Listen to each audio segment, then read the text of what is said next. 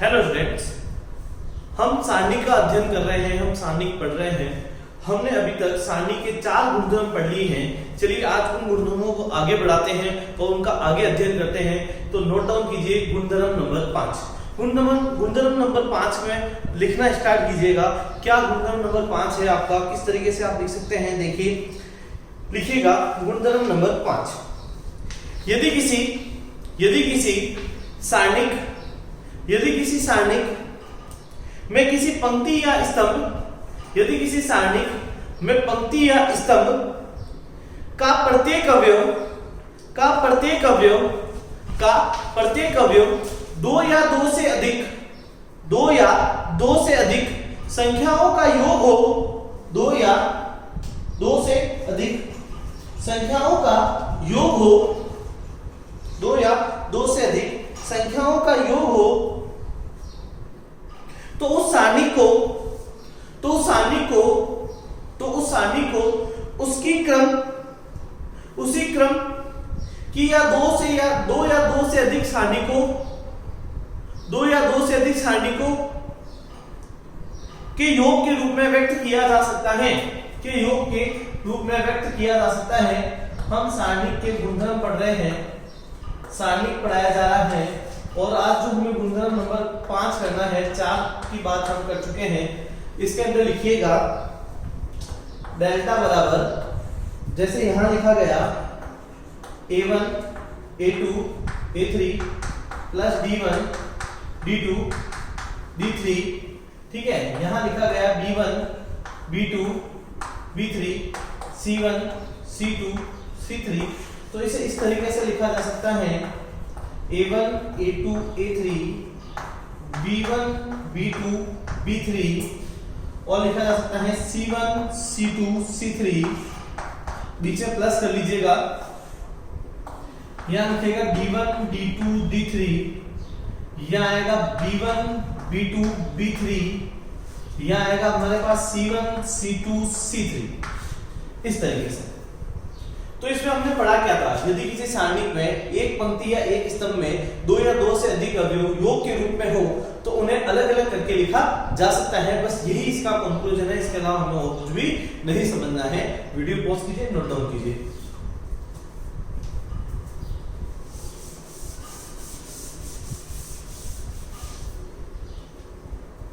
लिखिए गुणधर्म नंबर 6। गुणधर्म नंबर 6, सारणी की किसी पंक्ति या स्तंभ के प्रत्येक अवयव में किसी अन्य पंक्ति या स्तंभ के संगत अवयव को या कोई अचर गुणज जोड़ने या घटाने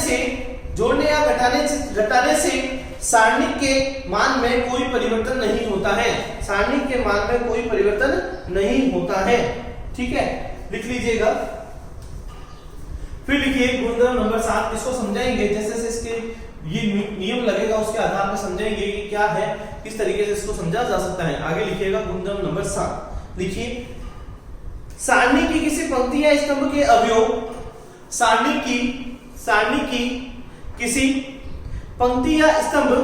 किसी पंक्ति या स्तंभ के अवयव का किसी अन्य पंक्ति या स्तंभ के संगत सखंडों से गुणा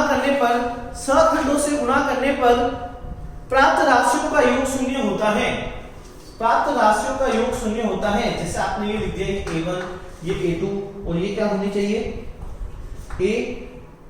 तो इसको A11 लिख दूं, इसको A21 लिख दूं, इसको A31 लिख देता हूं। तो ये A12 और ये आ जाएगी A13, ठीक है। ये A22 आ जाएगी, ये A23 आ जाएगी, ये A32 आ जाएगी और ये A33 आ जाएगी, ठीक है। तो इसके जो शब्द इसमें कहा गया है,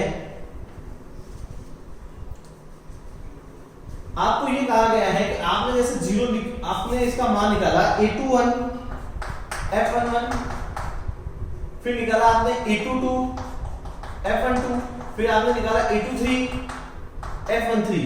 तो इसका अगर आप निकालने जाएंगे तो इसका योग क्या आ जाएगा, शून्य आ जाएगा। इस गुणधर्म का मतलब क्या है कि अगर आपने किसी भी अवयव ले लिया, ठीक है, और दूसरा सहखंडज ले लिया, उन दोनों को गुणा कर दिया, तो उससे प्राप्त जो अवयव है, ठीक है, जो प्राप्त सारणी का जो मान है वो सदैव क्या प्राप्त होने वाला है, 0 प्राप्त होने वाला है। ये इस गुणधर्म से हमें पता चलता है, ठीक है।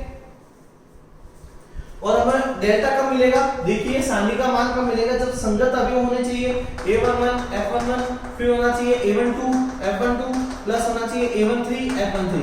ये स्थिति होती है तो हमें सारणी का मान मिलता है। यदि आपके पास यहाँ अवयव दूसरा है, उसका सहखंडज दूसरा है, ठीक है, जैसे यहाँ a21 आया, यहाँ a31 आ गया, तो आपका आंसर क्या आने वाला है, 0 आने वाला है। ये गुणधर्म 7 कहता है। वीडियो पॉज कीजिए, नोट डाउन कीजिए।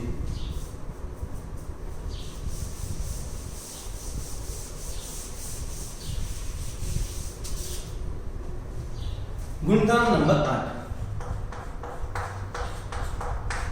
देखिए गुणधर्म नंबर 8 पढ़ना है वह है, देखिए यदि किसी सारणी के किसी पंक्ति या स्तंभ के सभी अवयव शून्य हो, यदि किसी सारणी के किसी पंक्ति या स्तंभ के सभी अवयव शून्य हो तो सारणी का मान 0 प्राप्त होता है, तो सारणी का मान 0 प्राप्त होता है।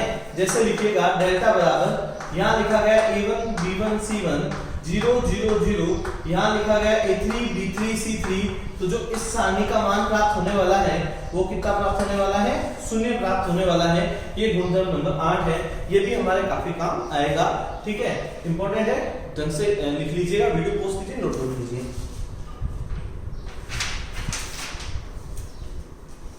लिखिए गुणधर्म नंबर 9,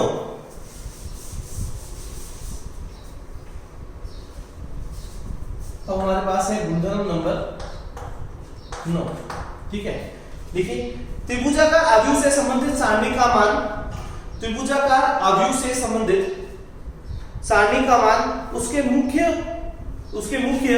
विकर्णों के अवयवों का गुणन होता है, उसके मुख्य अवयवों के विकर्णों का गुणन होता है। जैसे यहां लिखा गया है a b, यहां लिखा गया है 0 c, ठीक है, अगर इसको इस तरीके से गुणा किया जाएगा तो ये ac माइनस 0 निकल के आएगा, तो इसका देखिए जो मुख्य विकर्ण है इन दोनों को गुणा करने पर प्राप्त हो रहा है। एक उदाहरण और देख लीजिएगा, 0 b c x y, और यहाँ a लिख देते हैं a, और यहाँ 0 है, ठीक है, ये 0 है, ये 0 है और ये है। अगर मुझे इसे हल करना है तो मुझे सिर्फ कुछ नहीं करना होगा, मुझे इसके मुख्य विकर्ण लेने हैं, इन सबको आपस में गुणा कर देना है, जो मेरा आंसर रहेगा ये यही रहेगा, तो इसका आंसर आएगा a into x into L, तो आंसर आ जाएगा AXL, ठीक है। वीडियो पॉज कीजिए, नोट डाउन कीजिए।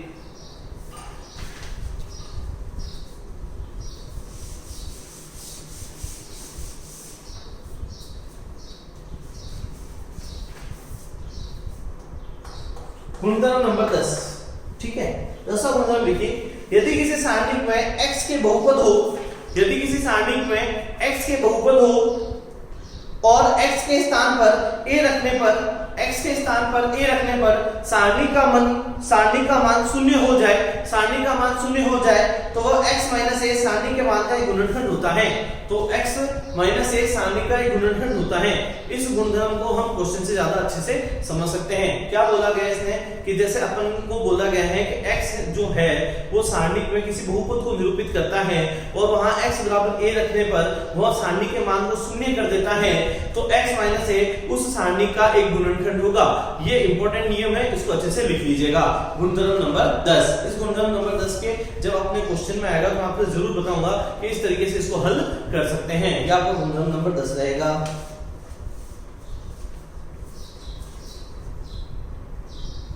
अब आपकी बुक से आप पारंपरिक प्रक्रिया है, जैसे किसको पंक्ति को स्तंभ में कैसे बदला जाता है, स्तंभ को पंक्ति में बदलना है तो क्या लिखना होता है, जैसे R1 का चेंज R2 में करना है या R2 का चेंज R1 में करना है या किसी से मल्टीप्लाई करना है, इस तरीके से जो भी चीजें हैं वो आप सीख सकते हैं। हम अब हेडिंग डालते हैं सारणिकों का गुणनफल। देखिए सारणिकों का गुणनफल और अगर मेरे अवयव के गुणनफल में मुझे कोई ज्यादा भिन्नताएं नहीं लगती हैं, तो आप एक ही तरीके से उनका गुणनफल कर लीजिए, या तो पंक्ति को पंक्ति से गुणा करते जाइए या पंक्ति को स्तंभ से गुणा करके जाइए, उसमें कोई भी प्रॉब्लम नहीं आने वाली है। तो आप अपना जो गुणनफल है वो हम अवयव के आधार पर ही करने वाले हैं, जिस तरीके से हम अवयव में कर रहे थे उस तरीके से हम सारणिक में भी कर लेंगे। कोई समस्या वाली बात उसमें नहीं आएगी, कोई प्रॉब्लम आएगी तो हम उसे वापस नोट कर देंगे किस तरीके से उसको सॉल्व करना है। ठीक है, अब आ जाते हैं एक्सरसाइज 4.2। देखिए अब हमें जो करनी है वो करनी है प्रश्नमाला 4.2। प्रश्नमाला 4.2 से पहले मैं आपसे छोटे सी एक चीज चाहूंगा कि मैंने क्या कराया है आपको। मैंने अभी आपको कराया है 10 गुणधर्म। ठीक है, 4 गुणधर्म पिछले वीडियो में थे और 6 गुणधर्म इसमें है। घबराने की आवश्यकता नहीं है, आप जैसे जैसे क्वेश्चन अटेंड करते जाएंगे आपको सारे गुणधर्म अच्छे से समझ में आने लग जाएंगे। आप इन चीजों से मत घबराइएगा कि आपको समझ में नहीं आ रहा है, अभी इस वीडियो में क्या पढ़ाया है सर ने, कोई भी घबराने वाली बात नहीं है।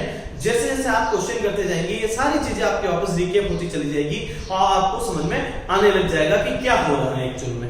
अभी आपके लिए हो सकता है थोड़ा नया होने का कारण भी है, नया होने का कारण भी है क्योंकि अभी तक हमने इनमें जो थ्योरी पढ़ी है वो मोस्टली वही पढ़ी है जो हमारी किताब में लिखी हुई थी, एज इट इज पढ़ी है अभी तक। अब उनके ऊपर जो एप्लीकेशन आएगी, वो क्वेश्चन आएंगे, उनको हम करके देखेंगे और हम समझ के देखेंगे कि वो क्या कह रहे थे। ठीक है, तो अभी तक हमने गुणधर्म पढ़ लिए, उसके बाद में प्रारंभिक सक्रिया थी, मतलब उसके बारे में बताया गया था कि किस तरीके से हम स्तंभ को पंक्ति में, पंक्ति को स्तंभ में बदल सकते हैं। तो वो ज्यादा क्वेश्चन से समझ में आने वाला है इसलिए वो छोड़ दिया गया। फिर आया अपने लिए क्या ऑप्शन, उनका गुणनफल। मैंने गुणनफल के लिए कहा है जैसे जैसे क्वेश्चन में गुणनफल आएंगे आपको पता चलने लग जाएगा कि हम उसी तरीके से गुणनफल कर रहे हैं, तो आपको आइडिया हो जाएगा। वैसे पंक्ति का पंक्ति से भी होता है, स्तंभ का स्तंभ से भी होता है, पंक्ति का स्तंभ से भी होता है, बहुत सारे तरीके होते हैं, किसी भी तरीके से किया जा सकता है। अब आगे चलते हैं। उसके बाद में मैंने जो स्टार्ट करनी है वो प्रश्नमाला 4.2 करनी है। तो देखिए स्टार्ट करते हैं प्रश्नमाला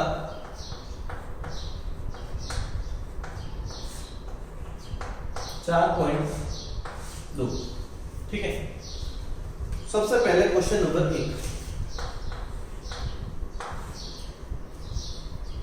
L लिखा हुआ है, M लिखा हुआ है, 2 लिखा हुआ है, 3 लिखा हुआ है और हमें कहा गया है बराबर 0 कहा गया है। तो कहा गया है L अनुपात M ज्ञात कीजिए। इस तरह के क्वेश्चन में हम कर चुके हैं, 4.1 में भी थे, थोड़ा सा रिवीजन है। देखिए इसको हल करने का तरीका क्या है, इसको इससे मल्टीप्लाई करना होगा 3L आएगा, माइनस इसको इससे मल्टीप्लाई करना होगा 2M आएगा। ठीक है, इसको 0 के बराबर कर देना है, राइट है। ठीक है, फिर आपको क्या करना है, 3L को 3L लिखना है, 2M को फंक्शनांतरण कर देना है तो प्लस का 2M आ जाएगा, M को यहाँ लिख देना है, 3 को यहाँ लिख देना है, तो L/M बराबर आ जाएगा 2/3। ठीक है, तो जो L अनुपात M आने वाला है वो 2 रेशियो के आने वाला है, 3 आने वाला है।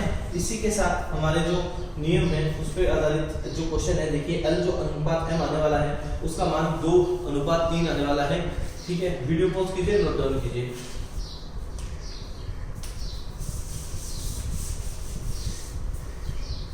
अब हमें करना है क्वेश्चन नंबर 2। सारणी दी गई है, सारणी है 2 3, फिर दिया गया है 4, फिर है 3 6, फिर दिया गया है मुझे 5, फिर दिया गया है 1, फिर 8, फिर 9, ये मुझे दिया गया है। ठीक है, कि द्वितीय पंक्ति के अवयव की उप सारणी को ज्ञात कीजिए। द्वितीय पंक्ति कौन है, 3 6 5, यही है द्वितीय पंक्ति। क्या दी गई है, 3 6 और 5 दी गई है। तो सबसे पहले मैंने लिखा A21, इसकी मुझे उप सारणी निकालनी है। तो देखिए कैसे निकालेंगे, ये कट गया, ये कट गया, क्या बचने वाला है, ये बचने वाला है, ये कटने और ये कटने से बचेगा 3 4 8 9, 9 3 27 माइनस 8 चौक 32। ठीक है, तो आंसर जो आने वाला है 27 माइनस 32, आंसर कितना आएगा, माइनस का 5 आने वाला है। देखिए 27 32 माइनस का कितना जाएगा 5। फिर मुझे निकालना है A22, ये कट गया, ये कट गया, यानी 2 4 1 और 9 आने वाला है। इसको गुणा कर दीजिए, 9 दूनी 18 माइनस 4, तो आंसर निकल के आएगा 14। इसी तरीके से मुझे निकालना है A23। इसमें ये कट गया और ये कट गया, तो क्या आने वाला है 2 3 1 8। देखिए ये कट गया, ये कट गया, तो 2 3 1 8 आने वाला है। जो A23 की वैल्यू रहेगी वो रहेगी 16 - 3, जिसे हम क्या लिख सकते हैं 13 लिख सकते हैं। तो जो हमें कहा गया था हमने कर लिया है। ठीक है, इसके आंसर चेक कर लेते हैं एक बार, देखिएगा। बहुत ही आसान चैप्टर है ये।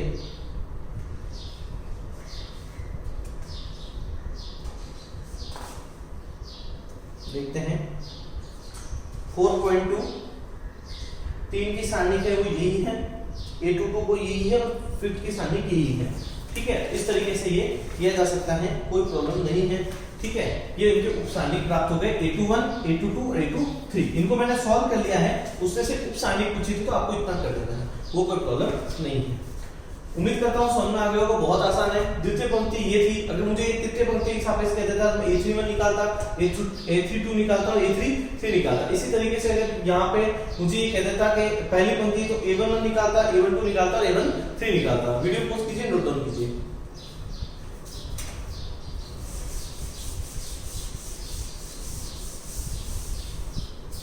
नेक्स्ट क्वेश्चन देखिएगा,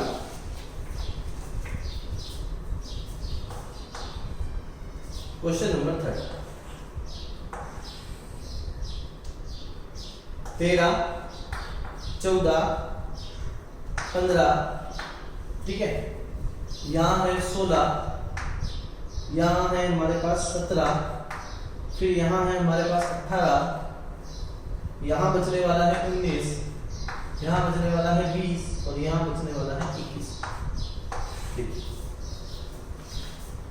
आपने एक चीज नोटिस की होगी, 13 में 3 जोड़ते हैं तो 16 आते हैं, 16 में 3 जोड़ते हैं तो 19 आते हैं, 14 में 3 जोड़ते हैं तो 17 आते हैं, 17 में 3 जोड़ते हैं तो 20 आते हैं। इसी तरीके से 15 में 3 जोड़ते हैं तो 18 आते हैं, 18 में 3 जोड़ते हैं तो 21 आते हैं।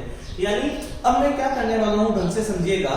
मैं चाहूं तो इसे सारों से या किसी भी पंक्ति या किसी भी स्तंभ के सापेक्ष प्रचार करने से भी अपना आंसर निकाल सकता हूं, लेकिन उस तरीके से नहीं निकालकर मैं अपना तरीका लगाना चाहता हूं। मैं क्या करना चाहता हूं, पंक्तियों और स्तंभों का आपस में विनिमय कर या उनमें से कुछ घटाकर कुछ जोड़कर निकालना चाहता हूं। तो देखिए किस तरीके से निकाल सकते हैं। तो मैंने कहा मुझे C2 में बदलाव चाहिए, मुझे C2 में क्या बदलाव चाहिए, मुझे C2 में बदलाव चाहिए C2 - C1। इसी तरीके से मुझे C3 में बदलाव चाहिए, C3 में क्या बदलाव चाहिए, C3 में बदलाव चाहिए C3 - C2। देखिए C1 में आपने कोई बदलाव नहीं किया है, यानी इस सिस्टम में कोई बदलाव नहीं किया है, तो 13 14 और 15 ही निकल के आना चाहिए, कोई समस्या नहीं है। ठीक है, अब आपने 16 में से 13 घटा दिए हैं तो यहाँ आपको 3 निकल के आएगा। फिर आपने 17 में से 14 घटा दिए हैं तो आपको 3 निकल के आएगा।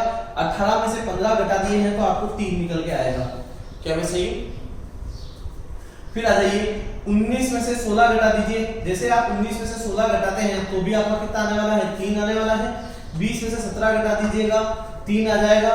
21 में से 18 घटा दीजिएगा, 3 आ जाएगा।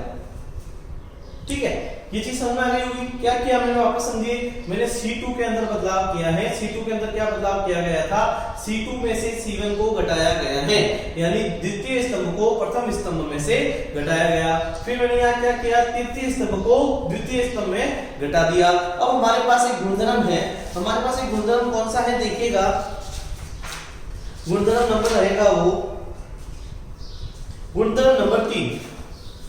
क्या लिखेंगे, गुणधर्म 3 से। गुणधर्म नंबर 3 क्या था, यदि किसी सारणी के 2 पंक्तियां या 2 स्तंभ सर्वसम हो जाए तो उस सारणी का मान 0 हो जाता है।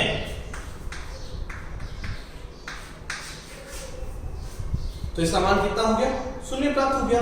वापस देखिए क्या किया है, क्या लिखा था, यदि किसी सारणी के 2 पंक्तियां या 2 स्तंभ सर्वसम हो जाए, समान हो जाए, तो उस सारणी का मान शून्य प्राप्त होता है। तो मैंने लिख दिया है गुणधर्म 3 से। तो आप लिख सकते हैं कि अगर आपको गुणधर्म नंबर याद नहीं है तो आप डायरेक्ट गुणधर्म भी लिख दीजिए कि क्या लिखेंगे, यदि किसी सारणी के दो पंक्तियां या दो स्तंभ सर्वसम हो जाए, समान हो जाए, तो उस सारणी का जो मान होता है वो क्या प्राप्त होता है, शून्य प्राप्त होता है। तो आपके डेल्टा का मान कितना प्राप्त हो गया, शून्य प्राप्त हो गया। वीडियो पॉज कीजिए, नोट डाउन कीजिए, कोई भी प्रॉब्लम हो तो पूछ लीजिएगा।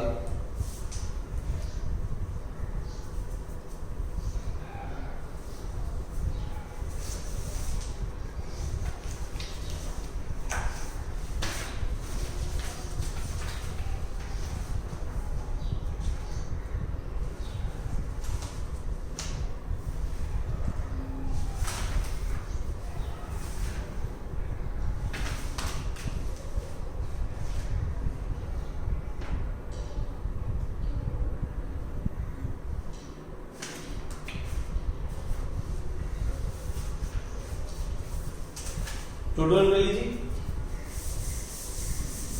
देखिए अब क्वेश्चन नंबर 4 करते हैं।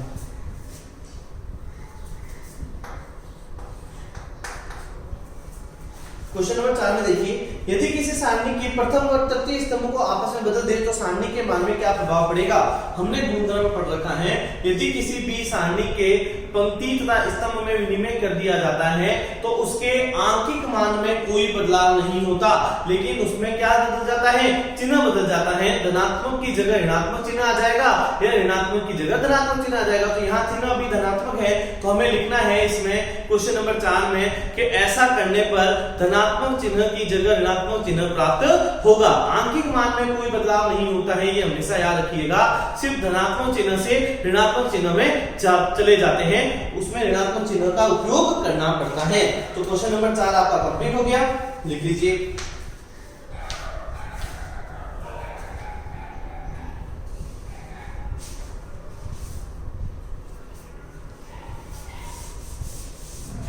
देखिए हमने जो अभी तक पढ़ा है, ठीक है, उसके अकॉर्डिंग हमने इसके 4 क्वेश्चन किए हैं। ये 4 क्वेश्चन लगभग पुराने क्वेश्चनों की तरह ही थे, इन्हें आसानी से किया जा सकता था, उनमें कोई भी समस्या नहीं हो रही है। मैं आपसे ये उम्मीद करता हूं कि आप सभी ये बच्चे क्वेश्चन कर रहे होंगे। अगर कोई भी प्रॉब्लम हो रही है तो आप पूछ सकते हैं। अच्छा एक चीज है, मैंने एक चीज नोटिस की थी, मेरे पास एक बच्चे का मैसेज आया था, वो एनसीईआरटी भी सॉल्व कर रहा है, कोई प्रॉब्लम नहीं है। आप किसी भी बुक से पढ़िए, चाहे आप आरबीएससी की बुक से पढ़ रहे हैं, चाहे आप एनसीईआरटी की बुक से पढ़ रहे हैं, कोई भी प्रॉब्लम नहीं है। जो भी क्वेश्चन आपसे नहीं होता है, चाहे वो किसी भी बुक का है, तो आप उसे सेंड कर दीजिएगा, उसका सॉल्यूशन आपको मिल जाएगा, उसमें कोई प्रॉब्लम नहीं है। अगर आप एनसीईआरटी सॉल्व करते हैं तो और भी अच्छी बात है, आप आरबीएससी पढ़ रहे हैं और भी अच्छी बात है, दोनों को साथ लेके चल रहे हैं तो भी कोई प्रॉब्लम नहीं है, उसमें आपका ज्ञान बढ़ेगा ही, कम नहीं होगा। लेकिन कुछ ऐसे टॉपिक हैं जो एनसीईआरटी में है, वो हमारे में नहीं है। अगर ऐसे वो टॉपिक आएंगे उन्हें मैं आपको बताता चला जाऊंगा, आप उनको छोड़ दीजिएगा अभी कुछ समय के लिए, ठीक है। जैसे आपका समय आएगा उस समय वो टॉपिक पढ़ने के लिए मैं आपको बता दूंगा, उस समय उन टॉपिकों को हम पढ़ लेंगे, ठीक है। थैंक यू सो मच, पढ़ते रहिए, बढ़ते रहिए।